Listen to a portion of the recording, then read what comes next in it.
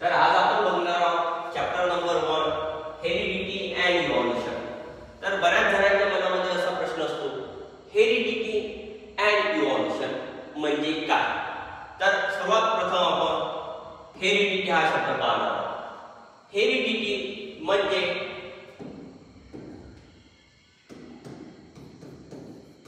Transfer of biological character from parents to offspring.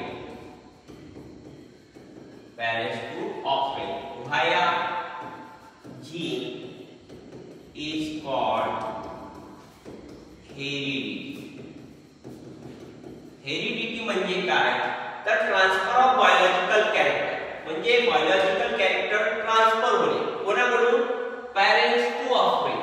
Offspring म्हणजे तर त्यांचे मुलबाळ. ऑफस्प्रिंग म्हणजे त्यांचे मुलबाळ ऑफस्प्रिंग. तर या डायग्राम मध्ये तुम्ही बघू शकता पॅरेंट दाखवलेले आहे आणि त्याचा ऑफस्प्रिंग दाखवलेला आहे. तर तुम्ही बघता मेल आणि फिमेल याच्याकडून जो ऑफस्प्रिंग तयार झालेला आहे त्याच्या बॉडीमध्ये जे कॅरेक्टर तुम्हाला दिसत आहेत. आता कॅरेक्टर कुठले? तर त्यांचे डोळे, त्यांचे नाक, त्यांचे ओठ, त्यांच्या बॉडीचा कलर, त्यांचे हेअरचा शेप, त्याच्यानंतर त्याच्या आईचा कलर, हे सर्व काय आहेत? तर बायोलॉजिकल कॅरेक्टर जे की कोणाकडून आले? त्यांच्या पॅरेंट्स कडून. कोणामध्ये आले? ऑफस्प्रिंग कडून. आणि हे आणणारा कोण? तर यांच्या बॉडीमध्ये आणणारा जो आहे तो आहे जीन. तो कोण आहे? जीन. म्हणजे पॅरेंटच्या बॉडीमधले जो जीन आहे तो त्या ऑफस्प्रिंगच्या म्हणजे डॉटरच्या किंवा सनच्या बॉडीमध्ये आलेला आहे आणि त्या जीनमुळे त्याला एक बायोलॉजिकल कॅरेक्टर आलेला आहे आणि त्याला आपण हेरिडिटी म्हणतो. तर हेरिडिटीची डेफिनेशन काय झाली? Transfer of biological character from parents to offspring via gene. कशाच्या मदतीने आला? जीन. सर आता जीन काय? तर जीन हा प्रेझेंट असतो डीएनए मध्ये. जीन हा प्रेझेंट असतो डीएनए मध्ये. तर तुम्ही बघता पॅरेंट्स मध्ये क्रोमोझोम असतात. आता क्रोमोझोम काय, डीएनए काय याच्याबद्दल आपण पाहू. तर डीएनए तुम्हाला माहित असेल की तुमची बॉडी हे सेल्स पासून बनलेली आहे. तुमची बॉडी सेल्स पासून बनलेली आहे. सेलच्या आतमध्ये सेंटरला तुम्हाला एक न्यूक्लियस दिसतो आणि न्यूक्लियसच्या आतमध्ये तुम्हाला जेनेटिक मटेरियल दिसतो. जेनेटिक मटेरियल ज्याला की तुम्ही डीएनए म्हणता. म्हणजे सेलच्या आतमध्ये न्यूक्लियस आणि न्यूक्लियसच्या आतमध्ये डीएनए आणि डीएनए मध्ये असतो जीन. डीएनए मध्ये असतात जीन. तर आपल्याला डीएनए जाणून घ्यावा लागेल. सुरुवातीला आपल्याला डीएनए जाणून घ्यावा लागेल.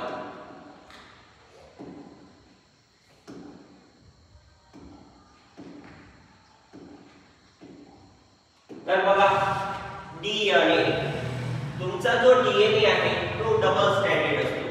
डीएनए असतो डबल स्टँडर्ड. डबल स्टँडर्ड म्हणजे त्याला दोन स्टँड असतात. एका स्टँडला तुम्ही 3' to 5' म्हणतात तर दुसऱ्या स्टँडला 5' to 3' म्हणतात. डीएनए हा न्यूक्लियोटाइड पासून बनलेला असतो. डीएनए हा 4 प्रकारच्या न्यूक्लियोटाइड पासून बनलेला असतो. त्यातला पहिला न्यूक्लियोटाइड आहे न्यूक्लियोटाइड ज्याला की तुम्ही नाव देता ॲडेनाइन. दुसरा न्यूक्लियोटाइड आहे थायमिन. तिसरा न्यूक्लियोटाइड आहे सायटोसिन. तिसरा न्यूक्लियोटाइड आहे ग्वानिन. चौथा न्यूक्लियोटाइड आहे ग्वानिन. आणि अशा न्यूक्लियोटाइडच्या जोडण्यामुळे आणि जोडण्यासाठी जो बॉन्ड वापरला जातो तो बॉन्ड असतो फॉस्फेट बॉन्ड. म्हणजे फॉस्फेट बॉन्डनं हे 4 न्यूक्लियोटाइड जोडून एक डबल हेलिक्स स्ट्रक्चर तयार होते. डबल हेलिकल स्ट्रक्चर तयार होते, ज्याला की तुम्ही डीएनए म्हणता.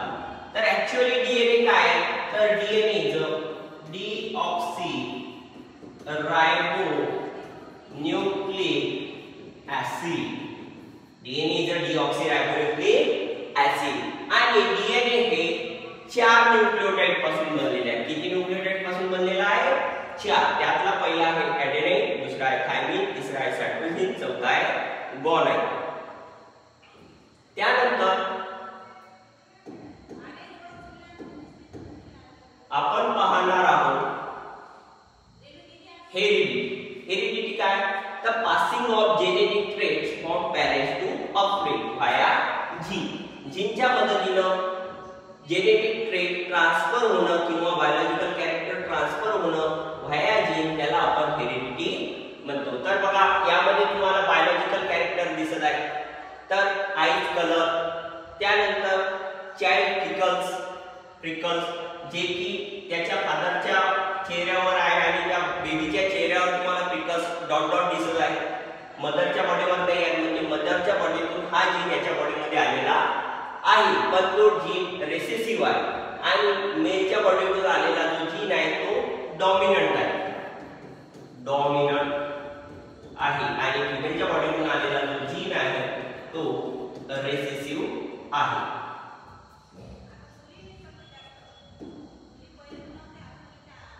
तर बघा, आपण डीएनए बघत आहोत. डीएनए हे 4 प्रकारच्या न्यूक्लियोटाइडपासून बनलेला असतो. Adenine, cytosine, guanine, thymine, cytosine, adenine, thymine, cytosine, guanine, thymine, अशा खूप साऱ्या न्यूक्लियोटाइड पासून तुमचा डीएनए बनलेला असतो. तर एक न्यूक्लियोटाइड, आता यातला मी जरा ऍडेनाइन न्यूक्लियोटाइड काढला,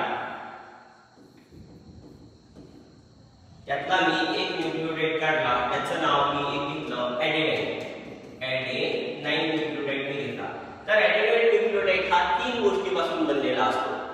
न्यूक्लियोटाइड मध्ये फॉस्फेट, ज्याला की ग्रुप म्हणतात, फॉस्फेट ग्रुप. त्यानंतर 5 कार्बनयुक्त शुगर असते, 5 कार्बनयुक्त शुगर असतो, ज्याला की आपण पेंटोज शुगर म्हणतो. पेंटो म्हणजे 5 आणि शुगर म्हणजे शुगर मॉलिक्यूल.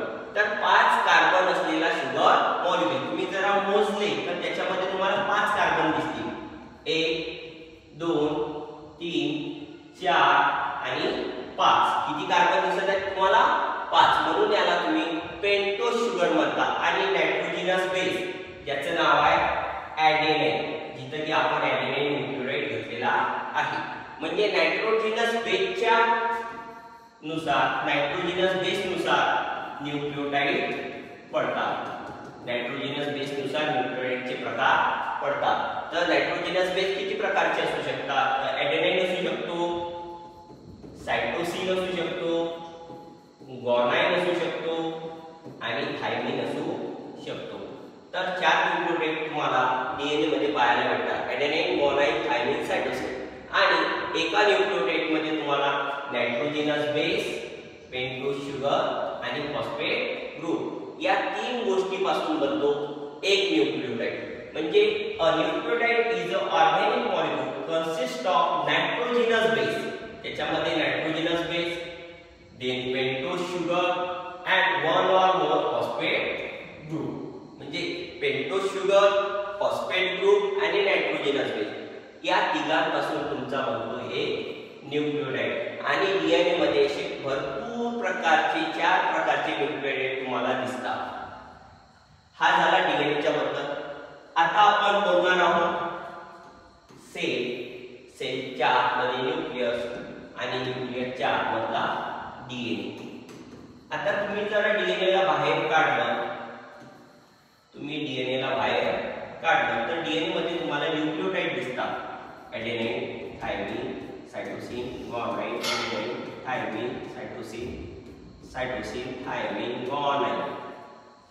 त्या डीएनए हा तुमचा डबल स्ट्रँडेड आहे, म्हणजे याच्यामध्ये 2 स्ट्रँड आहेत. 1 स्ट्रँड आणि सेकंड स्टँड, त्याच्यामध्ये तुम्हाला 2 स्टँड दिसतात. तर प्रत्येक न्यूक्लियोटाइड हा त्याच्या समोरच्या स्टँडवर असलेला न्यूक्लियोटाइडच्या कॉम्प्लिमेंटरी असतो. म्हणजे ए हा टी सोबत कॉम्प्लिमेंटरी असतो, तर सी हा जी सोबत कॉम्प्लिमेंटरी असतो. म्हणजे ए जर एका स्टँडवर न्यूक्लियोटाइड असेल, ॲडेनाइन न्यूक्लियोटाइड असेल, तर त्याच्या समोरच्या स्टँडवर थायमिन न्यूक्लियोटाइड असेल. थायमिन 1 स्टँडवर असेल तर त्याच्या समोरच्या स्टँडवर तुम्हाला ॲडेनाइन न्यूक्लियोटाइड. सायटोसिन असेल तर ग्वानाइन, ग्वानाइन असेल तर सायटोसिन, ॲडेनाइन असेल तर थायमिन, थायमिन असेल तर ॲडेनाइन, सायटोसिन असेल तर ग्वानाइन, सायटोसिन असेल तर ग्वानाइन, थायमिन असेल तर ॲडेनाइन आणि ग्वानाइन असेल तर सायटोसिन. अशा प्रकारच्या बेस पेअरिंग याला म्हणतात नायट्रोजिनस बेस पेअरिंग. नायट्रोजिनस base pairing. तर डीएनए मध्ये असे नायट्रोजिनस बेस पेअरिंग नुसार अशा 2 स्टँड तयार झालेल्या असतात. आता डीएनए हा डीऑक्सिरायबोन्यूक्लिक ऍसिड आहे, त्याचबरोबर डीएनए हा न्यूक्लियोटाइड पासून बनलेला आहे आणि डीएनए मध्ये असतात जीन. तर जीन म्हणजे काय? तर बघा, gene a functional fragment of DNA, functional fragment of DNA, functional fragment of DNA is called gene. Functional fragment of DNA is called gene. तर functional fragment म्हणजे काय? तर जीन हा रिस्पॉन्सिबल असतो प्रोटीन सिंथेसिससाठी. प्रोटीन सिंथेसिस म्हणजे gene हा protein बनवण्यासाठी responsible असतो. तर प्रोटीन बनते कसं? तर बघा, प्रोटीन बनण्यासाठी प्रत्येक सेल मध्ये 3 स्टेप बनतात. प्रोटीन बनण्यासाठी 3 step. First step transcription, second step translation and third step translocation. म्हणजे प्रोटीन बनण्यासाठी तुम्हाला 3 स्टेप करावे लागतील: ट्रान्सक्रिप्शन, ट्रान्सलेशन आणि ट्रान्सलोकेशन. तर जीन पासून प्रोटीन बनण्याची जी प्रोसेस आहे त्याला आपण जीन एक्सप्रेशन म्हणतो. जीन एक्सप्रेशन म्हणजे जीन पासून प्रोटीन ज्यावेळेस बनत असेल तेव्हा त्याला आपण जीन एक्सप्रेशन किंवा प्रोटीन सिंथेसिस म्हणू. तर जीन मध्ये असं असते काय? तर जीन मध्ये असते, जीनच्या आतमध्ये असते इन्फॉर्मेशन. जीनच्या आतमध्ये असते इन्फॉर्मेशन. इन्फॉर्मेशन कशाची? तर प्रोटीन सिंथेसिसची. इन्फॉर्मेशन कशाची असते? प्रोटीन सिंथेसिसची. तर जीन प्रोटीन बनवल्यानंतर, जीननं प्रोटीन बनवल्यानंतर प्रोटीन फंक्शन करायला लागते. प्रोटीन फंक्शन करायला लागते आणि फंक्शन नुसार तुम्ही सांगू शकता की तो जीन कोणत्या प्रकारचा आहे. सपोज आपण एक जीन इमॅजिन करू, इन्सुलिन जीन. Insulin gene. तर इन्सुलिन जीन जर एक्सप्रेस होत असेल, इन्सुलिन जीन एक्सप्रेस होत असेल म्हणजे जे प्रोटीन बनत असेल ते प्रोटीन इन्सुलिन प्रोटीन बनत असेल. कुठलं? इन्सुलिन. आणि इन्सुलिन प्रोटीन बॉडीमध्ये किंवा सेलमध्ये काय करणार? फंक्शन करणार. काय करणार? फंक्शन. आणि फंक्शन म्हणजे काय? तर इन्सुलिनचं फंक्शन तुम्हाला सर्वांना माहित आहे, सगळ्यांना माहित आहे इन्सुलिनचं फंक्शन. इन्सुलिन फंक्शन, इन्सुलिनचं फंक्शन काय आहे? To maintain blood sugar level in blood. Blood मध्ये शुगरचे लेवल मेंटेन ठेवण्याचं काम, ब्लड मध्ये शुगरचं लेवल किंवा शुगरचं प्रमाण मेंटेन ठेवण्याचं काम हे इन्सुलिन प्रोटीन करते. तर आपल्या बॉडीमध्ये इन्सुलिन जीन असेल तर इन्सुलिन नावाचं प्रोटीन बनेल आणि इन्सुलिन नावाचं प्रोटीन फंक्शन करेल आणि त्याचं फंक्शन असं आहे to maintain blood sugar level in a blood. तर जीनचं एक्सप्रेशन होण्यासाठी नेहमी जीनला 3 प्रोसेस कराव्या लागतात. Transcription, translation and translocation.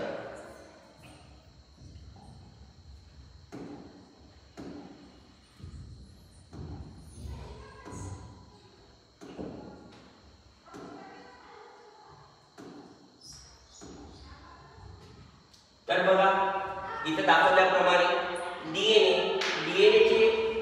DNA मध्ये जर जीन असेल, डीएनए मध्ये जीन एवढा भाग हा जीन आहे, तर जीनचं काय होणार?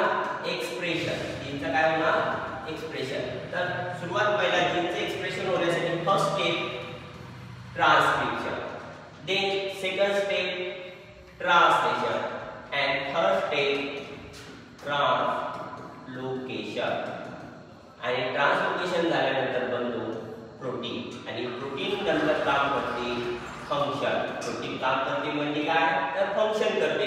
तर बघा डीएनए पासून ट्रान्सक्रिप्शन मध्ये आरएनए बनते, म्हणजे फर्स्ट स्टेप मध्ये डीएनए पासून आरएनए बनते आणि आरएनए नंतर प्रोटीन बनते. आरएनए नंतर प्रोटीन बनते. तर डीएनए पासून आरएनए बनत आहे, डीएनए पासून आरएनए बनत आहे. या प्रोसेसला आपण ट्रान्सक्रिप्शन म्हणतो. आणि आरएनए नंतर प्रोटीन बनते, आरएनए नंतर प्रोटीन बनते, याला आपण ट्रान्सलेशन. आणि ट्रान्सलेशन बरोबर एक नवीन प्रोसेस होते, त्याला आपण ट्रान्सलोकेशन. म्हणजे ट्रान्सलेशन अँड ट्रान्सलोकेशन ह्या सायमल्टेनियस होणाऱ्या प्रोसेस आहेत. आणि ह्या ज्या आहे डीएनए पासून प्रोटीन बनण्याची जी प्रोसेस आहे ते मोडल्या जाते सेंट्रल डॉग्मा, किंवा त्यालाच आपण प्रोटीन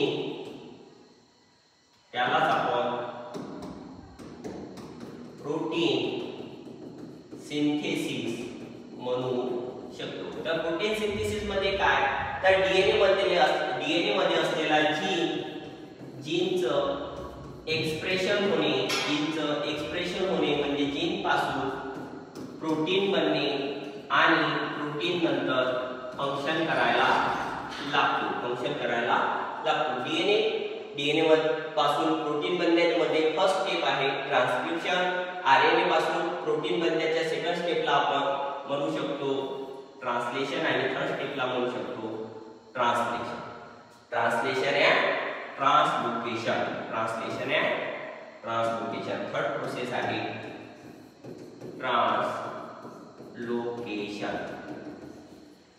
तर बघा डीएनए पासून आरएनए बनतो, आरएनए पासून प्रोटीन बनतो. डीएनए पासून आरएनए बनण्याच्या फर्स्ट प्रोसेसला आपण ट्रान्सक्रिप्शन, सेकंड प्रोसेसला ट्रान्सलेशन अँड थर्ड प्रोसेसला ट्रान्सलोकेशन असे म्हणतो. तर हे ट्रान्सक्रिप्शन, ट्रान्सलोकेशन आणि ट्रान्सलेशन ह्या प्रोसेस होतात. तर डीएनएच्या आतमध्ये डबल स्टँडर्ड तुमचा डीएनए असतो, जो की न्यूक्लियोटाइड पासून बनलेला असतो. किती प्रकारचे nucleotide? 4 A T C G, ज्याला की तुम्ही नाव दिलेले आहेत ॲडेनाइन, थायमिन,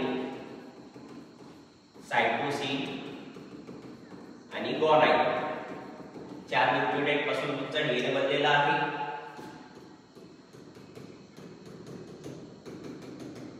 तर डीएनए मधल्या हा न्यूक्लियोटाइड पासून बनलेला असतो A T C G A T. तर अशा प्रकारच्या न्यूक्लियोटाइडच्या बेस पेअरिंगला तुम्ही कॉम्प्लिमेंटरी बेस पेअरिंग म्हणता. Complementary base pairing.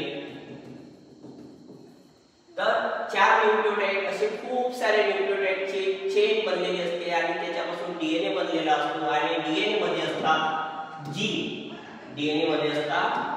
आणि जीनच्या आतमध्ये असते इन्फॉर्मेशन. डीएनए मध्ये असते जीन आणि जीनच्या आतमध्ये असते इन्फॉर्मेशन. जीन मध्ये असते इन्फॉर्मेशन. इन्फॉर्मेशन कशाची?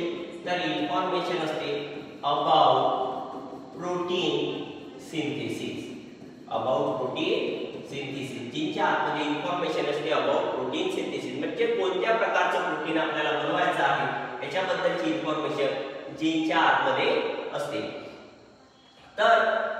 डीएनए पासून किंवा जीनचं एक्सप्रेशन किंवा डीएनए पासून प्रोटीन बनण्याची जी प्रोसेस आहे त्या 3 स्टेप मध्ये होते.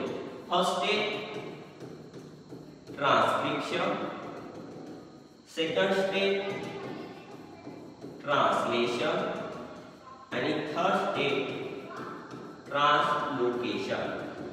तर यामध्ये जे फर्स्ट स्टेप आहे त्याला आपण ट्रान्सक्रिप्शन म्हणतो. हे ट्रान्सक्रिप्शन नावाची जी प्रोसेस आहे ते घडते न्यूक्लियसच्या आतमध्ये, inside nucleus. Inside nucleus first step घडते, ज्याला तुम्ही नाव दिलेलं आहे ट्रान्सक्रिप्शन. ट्रान्सक्रिप्शन नावाची जी प्रोसेस आहे ते घडते न्यूक्लियसच्या आतमध्ये. तर घडते काय, तर डीएनए पासून आरएनए बनतो. डीएनए पासून आरएनए बनतो. डीएनए पासून आरएनए, डीएनए पासून, या डीएनए पासून आरएनए, हा जो आरएनए आहे, आरएनए बनण्याची जी प्रोसेस आहे त्याला तुम्ही ट्रान्सक्रिप्शन म्हणतात. तर आरएनए कसा बनतो तर बघा, सपोज हे डीएनए आहे. डीएनए मध्ये न्यूक्लियोटाइड आहे. आपण न्यूक्लियोटाइड इमेजिन करू, adenine, thymine, cytosine, guanine, thymine. तर ज्यावेळेस आरएनए बनतो, ज्यावेळेस आरएनए बनतो, तर आरएनए हा डीएनएच्या कॉम्प्लिमेंटरी असतो. कॉम्प्लिमेंटरी म्हणजे बघा, तर एडेनाइन हा कॉम्प्लिमेंटरी ज्या बाबतीत बनतो तिथं बनतो युरॅसिल. थायमिनचा कॉम्प्लिमेंटरी बनतो एडेनाइन. सायटोसिनचा बनतो ग्वानाइन. ग्वानाइनचा बनतो सायटोसिन आणि ग्वानाइनचा बनतो सायटोसिन आणि थायमिनचा बनतो एडेनाइन. म्हणजे याच्यामध्ये कुठं बदल आला तर न्यूक्लियोटाइड मध्ये एडेनाइनच्या ठिकाणी तर थायमिन यायला पाहिजे होता. थायमिन न येता इथं येतो नवीन न्यूक्लियोटाइड, ज्याला की तुम्ही युरॅसिल म्हणता. युरॅसिल हा न्यूक्लियोटाइड फक्त आणि फक्त आरएनए मध्ये प्रेझेंट असतो. म्हणजे आरएनए ज्यावेळेस बनतो त्या ठिकाणी जरा डीएनए मध्ये एडेनाइन हा न्यूक्लियोटाइड असेल तर आरएनए मध्ये तुम्हाला युरॅसिल हा न्यूक्लियोटाइड कॉम्प्लिमेंटरी दिसणार. आणि हे जे ट्रान्सक्रिप्शन नावाची प्रोसेस आहे हे न्यूक्लियसच्या आतमध्ये होते. त्यानंतर हा जो mRNA आहे ज्याला तुम्ही मॅसेंजर आरएनए म्हणता, mRNA बनतो ज्याला मॅसेंजर आरएनए म्हणतात. मॅसेंजर आरएनए, हा मॅसेंजर आरएनए डीएनए न्यूक्लियसच्या बाहेर येतो. न्यूक्लियसच्या बाहेर येतो आणि बाहेर न्यूक्लियसच्या बाहेर आल्यानंतर mRNA न्यूक्लियसच्या बाहेर आल्यानंतर पुढची स्टेप होते, पुढली स्टेप होते ज्याला की तुम्ही ट्रान्सलेशन म्हणता. तर ट्रान्सलेशन करण्याचं काम हे रायबोझोम करते. रायबोझोम मध्ये मॅसेंजर आरएनए आल्यानंतर त्या मॅसेंजर आरएनएचं ट्रान्सलेशन होते. त्याच्यामध्ये असलेली इन्फॉर्मेशन, मॅसेंजर आरएनए मध्ये असलेली information in a coded form ती डिकोड केल्या जाते रायबोझोमच्या मदतीने आणि त्याच्यापासून प्रोटीन बनवल्या जाते. त्यानंतर प्रोटीन बनवल्या जाते आणि प्रोटीन जे बनते ते बनल्यानंतर प्रोटीन फंक्शन करायला लागते आणि फंक्शन झालं म्हणजे जीनचं एक्सप्रेशन झालं. जीन एक्सप्रेशन होणे म्हणजे प्रोटीन बनणे आणि प्रोटीन फंक्शन करणे म्हणजे सरळ तुम्ही म्हणू शकता जीनचं एक्सप्रेशन झालं. आणि तुमचा जो हा प्रोटीन बनलेला असतो हा खूप साऱ्या अमायनो ऍसिड पासून बनलेला असतो आणि हे जे अमायनो ऍसिड आहे प्रोटीन बनण्यासाठी मदत करतात. हे रायबोझोम जवळ आणण्याचं जे काम करते ते काम असते टीआरएनए, ज्याला की तुम्ही ट्रान्सफर आरएनए सुद्धा म्हणतात. ट्रान्सफर करण्याचं, तर ट्रान्सफर काय करतो तर अमायनो ऍसिडला ट्रान्सफर करण्याचं काम हे टीआरएनएच असते आणि टीआरएनएच्या बॅक लोअर मोस्ट पोझिशनला न्यूक्लियोटाइड असतात ज्याला की तुम्ही अँटीकोडॉन म्हणता। तर mRNA वर जे न्यूक्लियोटाइड असतात ज्याला तुम्ही कोडॉन म्हणता, कोडॉन म्हणता। म्हणजे mRNA वर असतात कोडॉन आणि tRNA वर असतात अँटीकोडॉन। कोडॉन अँटीकोडॉन बेस पेअरिंग झाल्यानंतर अमायनो ऍसिड रिलीज होतो आणि अमायनो ऍसिड हे एकमेकांना जोडल्या जातात with the help of translocation. आणि ट्रान्सलोकेशन झाल्यानंतर प्रोटीनची चेन होते आणि प्रोटीनची चेन झाल्यानंतर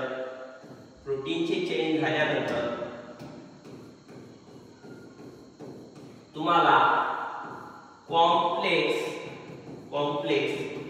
प्रोटीन तयार झालेला दिसतो आणि कॉम्प्लेक्स प्रोटीन झाल्यानंतर कॉम्प्लेक्स प्रोटीन फंक्शन करतो। अशा प्रकारे जीनचे एक्सप्रेशन होते म्हणजे डीएनए पासून प्रोटीन बनतो ज्याला की तुम्ही प्रोटीन सिंथेसिस म्हणता। ह्या संपूर्ण प्रोसेस सेलच्या आतमध्ये होतात आणि सेलच्या आतमध्ये पण दोन ठिकाणी होतात। ट्रान्सक्रिप्शन नावाची प्रोसेस न्यूक्लियसच्या आतमध्ये होते, तर ट्रान्सलेशन आणि ट्रान्सलोकेशन ह्या ज्या प्रोसेस आहेत न्यूक्लियसच्या बाहेर म्हणजे या भागामध्ये ज्याला की तुम्ही सायटोप्लाझम म्हणता। सायटोप्लाझम मध्ये होणारी जे प्रोसेस आहे ते ट्रान्सलेशन आहे, ट्रान्सलोकेशन। आणि हा जो प्रोटीन बनलेला आहे हा प्रोटीन अमायनो ऍसिड पासून बनलेला आहे। अमायनो ऍसिड एकमेकांना जो जोडल्या जातो त्याला तुम्ही पेप्टाइड बॉन्ड म्हणता। तर दोन अमायनो ऍसिडला जोडणारा जो बॉन्ड असतो त्याला पेप्टाइड बॉन्ड म्हणतो। आणि चेन जे तयार होते अमायनो ऍसिडची जी चेन होते त्याला तुम्ही प्रोटीन म्हणता। आणि प्रोटीन इनफोल्डिंग झाल्यानंतर एक स्ट्रक्चर तयार होते ज्याला तुम्ही कॉम्प्लेक्स प्रोटीन म्हणता आणि कॉम्प्लेक्स प्रोटीन नंतर फंक्शन करते। अशा प्रकारे ट्रान्सक्रिप्शन, ट्रान्सलेशन आणि ट्रान्सलोकेशन जे प्रोसेस आहे ज्याला की तुम्ही सेंट्रल डॉग्मा म्हणजे प्रोटीन सिंथेसिस म्हणता। तर प्रोटीन सिंथेसिस मध्ये फर्स्ट स्टेप आहे ट्रान्सक्रिप्शन, सेकंड स्टेप आहे ट्रान्सलेशन आणि थर्ड स्टेप आहे ट्रान्सलोकेशन। तर बघा प्रोटीन बनलेला आहे आणि प्रोटीन फंक्शन करते। तर अशा प्रकारे आपण डीएनए, त्यानंतर जीन एक्सप्रेशन, त्यानंतर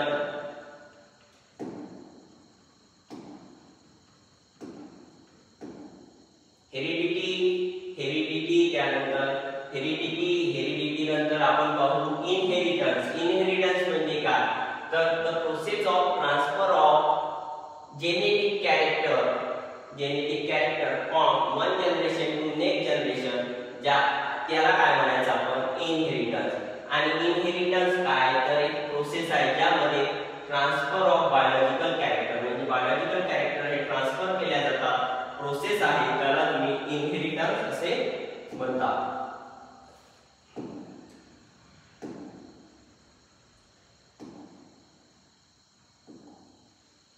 याच्यामध्ये तुम्ही बघू शकता डीएनए ज्याला की तुम्ही डबल हेलिक्स स्ट्रक्चर म्हणता। त्यामध्ये major group, minor group, nitrogenous bases, एडेनाइनची कॉम्प्लिमेंटरी बेस पेअर थायमिनची कॉम्प्लिमेंटरी एडेनाइन, सायटोसिनची गॉनाइनची सायटोसिन, इथे दिलेले आहे एडेनाइन, थायमिन, गॉनाइन, सायटोसिन सर्व न्यूक्लियोटाइड आहे। त्यानंतर एक सिंगल न्यूक्लियोटाइड जो की फॉस्फेट ग्रुप, पेंटोज शुगर आणि नायट्रोजिनस बेस पासून बनलेला आहे। त्यानंतर दोन न्यूक्लियोटाइड इथं गॉनाइन, इथं सायटोसिन, गॉनाइन सायटोसिनच्या समोर एकमेकांना जे जोडल्या गेलेले आहेत ते जोडल्या जातात हायड्रोजन बॉन्डनं। म्हणजे दोन नायट्रोजनस बेसला जोडण्याचे जे काम आहे ते हायड्रोजन बॉन्ड करतो। तर जे फॉस्फेट ग्रुप आहे, दोन जे फॉस्फेट ग्रुप आहे, हा एक phosphate group, second phosphate group एकमेकांना जे जोडल्या जातात ते फॉस्फोडायस्टर बॉन्डने जोडल्या जातात। म्हणजे दोन फॉस्फेट ग्रुपच्या मधला जो बॉन्ड असतो त्याला फॉस्फोडायस्टर बॉन्ड म्हणतो किंवा त्याला तुम्ही शुगर फॉस्फेट बॅकबोन सुद्धा म्हणतात। त्यानंतर डीएनए मध्ये दोन स्टँड असतो, एका स्टँडला तुम्ही 3' to 5' म्हणता आणि दुसऱ्या स्टँडला 5' to 3' म्हणता। अशा प्रकारे 3' to 5' आणि 5' to 3' अशा दोन स्टँड असतात। आणि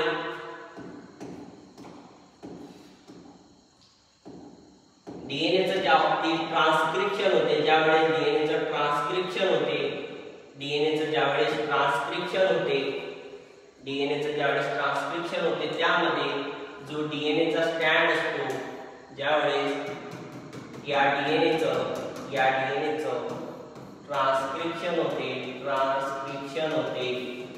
ट्रान्सक्रिप्शन होते म्हणजे काय होते तर डीएनए पासून आरएनए बनतो आणि आरएनए मध्ये जे न्यूक्लियोटाइड असतात त्यामध्ये एक नवीन न्यूक्लियोटाइड येतो ज्याला की तुम्ही युरॅसिल म्हणता, तो येतो युरॅसिल इन्स्टेड ऑफ थायमिन, म्हणजे थायमिन या न्यूक्लियोटाइडच्या ठिकाणी युरॅसिल हा न्यूक्लियोटाइड येतो.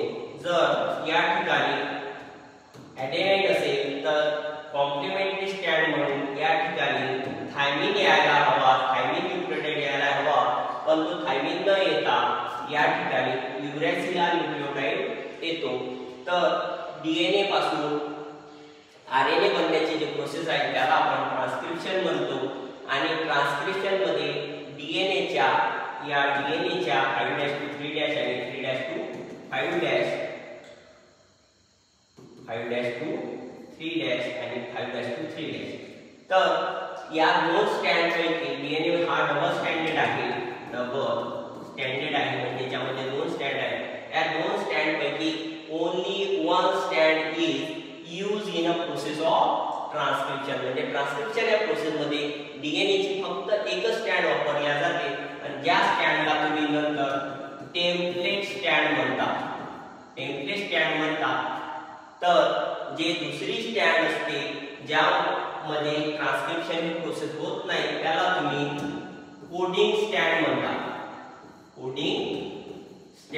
म्हणजे डीएनएचं ट्रान्सक्रिप्शन होताना डीएनएच्या दोन स्टँड, ज्या स्टँड पासून आरएनए तयार होतो त्याला टेम्पलेट स्टँड म्हणायचं आणि ज्या स्टँड पासून आरएनए बनत नाही त्याला कोडिंग स्टँड.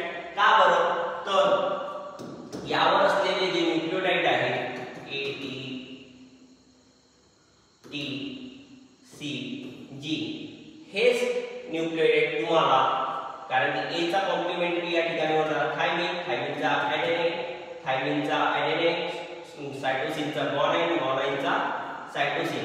तर तुम्ही बघत असाल की या आरएनए बनताना टी चा कॉम्प्लिमेंटरी स्टँड बनतो, टी चा कॉम्प्लिमेंटरी बनतो ॲडेनाईनचा कॉम्प्लिमेंटरी बनतो युरॅसिल, थायमिनचा ॲडेनाईनचा कॉम्प्लिमेंटरी युरॅसिल, ग्वानाईनचा कॉम्प्लिमेंटरी बनतो सायटोसिन आणि सायटोसिनचा कॉम्प्लिमेंटरी बनतो ग्वानाईन. म्हणजे तुम्हाला या न्यूक्लियोटाइड जे न्यूक्लियोटाइड कोडिंग स्टँडवर आहे तेच न्यूक्लियोटाइड तुम्हाला mRNA वर सुद्धा दिसतात. कारण की बघा इथं जी आहे या ठिकाणी जी आहे, इथं सी आहे या ठिकाणी सी आहे, इथं थायमिन आहे पण इथं आरएनए असल्यामुळे इथं युरॅसिल आहे, इथं थायमिन आहे, आरएनए असल्यामुळे या ठिकाणी युरॅसिल आहे, इथं ॲडेनाईन आहे म्हणून या ठिकाणी सुद्धा ॲडेनाईन आहे. अशा प्रकारे हा बनला तुमचा mRNA, ज्यामध्ये इन्फॉर्मेशन आहे, कशाची तर प्रोटीन सिंथेसिसची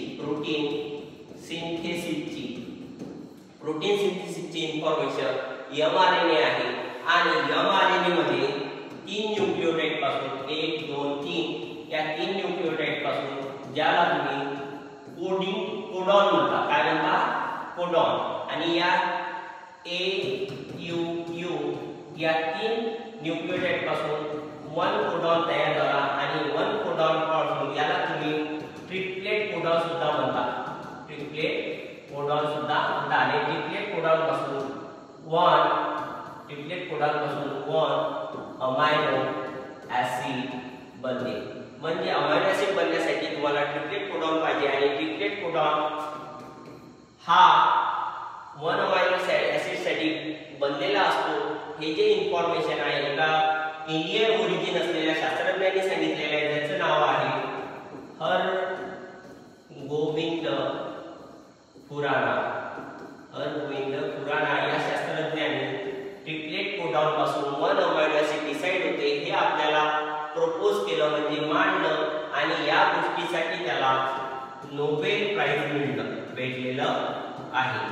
हरगोविंद खुराना याला नोबेल प्राइज मिळालेलं आहे. अशा प्रकारे आज आपण हेरिडिटी मधला DNA, gene, nucleotide, transcription, translation, translocation ह्या स्टेप बघितल्या. धन्यवाद.